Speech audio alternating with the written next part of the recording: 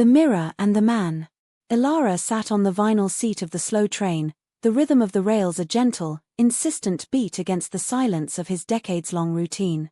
He hadn't just bought a ticket to the coast, he had left everything, the grey suit, the tidy desk, and the suffocating perfection of his attic room. He felt dangerously light. As the train pulled away from the city, the buildings gave way to open fields, wide, messy, and splashed with colors that Leo the crane would have loved. Ilara leaned his head against the glass of the train window. There it is, he thought, a familiar knot tightening in his stomach. Regret. He saw his life stretching behind him like the receding track, the job he had walked out of, the landlord he hadn't spoken to, and the mail left unopened. It was chaos, and Ilara thrived on order. Then, a faint, familiar voice whispered, sounding closer than the passenger across the aisle. "You've made a mess, Ilara." He stiffened, turning his head sharply. There was no one behind him but the polished veneer of the luggage rack, a surface that, while not glass, was slightly reflective. In that dull reflection, he saw his own face, tired and worried. But next to him, the reflection of the empty seat showed something else. The ghost of a man, wearing a sharp, cerulean blue shirt, leaning in, a look of smug disappointment on his face. It was the mirrored man. "You should have stayed," the reflection whispered, his voice smooth and critical. "This train is dirty. The coastal town will be damp. You should be home, measuring your future, not running from it." Ilara squeezed his eyes shut. "The mirror is broken. He's not real. He is just my own fear." When Ilara opened his eyes, the reflection was gone. But the voice had done its damage. The landscape outside now looked less inviting, and the seat felt harder. He started to worry about small things. Did he lock the front door? Did the cat have enough water? He didn't own a cat. He pulled out the worn satchel he carried. It contained only essentials, a notebook, a pencil, and a map. He looked at the map. It showed the winding roads leading to the town of Port Risa.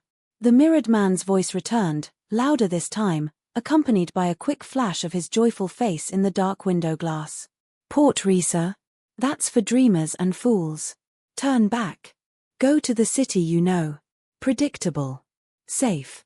Ilara felt the urge to stand up, tell the conductor he had made a mistake, and catch the next train back to his attic. Then, he remembered the feeling from the previous morning, the terrifying freedom of the floor-to-ceiling crack that had liberated him.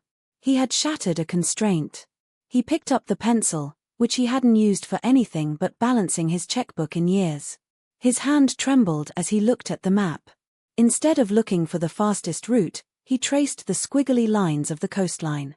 He ignored the main road and drew a small, wobbly line connecting a tiny, unnamed cliff path to the harbor.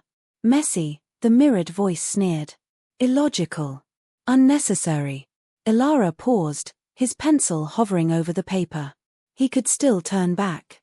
He could still choose the logical route. But then he remembered the mirrored man's words, "I am all the roads you turned away from."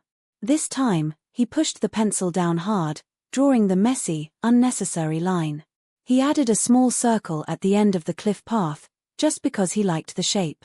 The reflection in the window shimmered, then vanished entirely. The voice was gone. The train arrived at Port Risa just as the sun dipped below the choppy grey sea.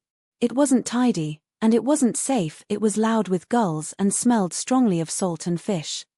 Ilara stepped off the train, feeling the wind pull his sparse hair. He looked down at the map in his hand. The pencil line he had drawn was still there, the winding, pointless path to the sea. He crumpled the map and tossed it into the nearest bin. He didn't need a map anymore. He just needed to keep walking, and for the first time in his life, he was walking toward the messiness, not away from it. Do you want to follow Ilara as he settles into the chaotic coastal town, or would you like to see what happens to the shattered mirror in his old attic apartment?